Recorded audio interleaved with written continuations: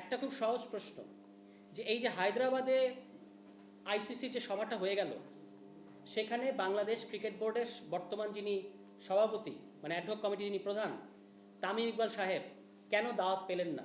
কারণ জয় সাহা যাতে মাতাল হলো তাহলে ঠিক আছে, গোপনে গোপনে তিনি তামিম ইকবালকে সমর্থন দিলেও তিনি আইসিসির মতো জায়গায় বসে থেকে এই অবৈধ কমিটিকে কখনোই, মানে তামিম ইকবালকে ইনভাইট করার মানে হচ্ছে অবৈধ কমিটিকে বৈধতা দেয়া, সেটা তিনি দেবেন না। এবং এই কারণে কিন্তু বাংলাদেশ ক্রিকেট বোর্ড, এটা খুবই লজ্জাজনক আমাদের দেশের জন্য যে বাংলাদেশ ক্রিকেট বোর্ডের কোনো প্রতিনিধি পাঠিয়েছেন তামিম ইকবাল সাহেব, কিন্তু তামিম ইকবাল বোর্ড প্রধান হিসেবে কিন্তু সেখানে যেতে পারেন না। তিনি বলেছেন আমি নির্বাচন নিয়ে ব্যস্ত। নির্বাচন তো আপনার করার কথা না, নির্বাচন তো করবে নির্বাচন কমিশন।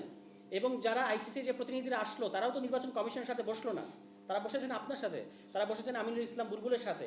কিন্তু আপনারা আমিনুল ইসলাম বুলবুলের ওই বোর্ডের সাথে যেন তারা বসতে না পারে সেজন্য যত কিছু করা সম্ভব করার চেষ্টা করেছেন, কিন্তু সফল হন নাই।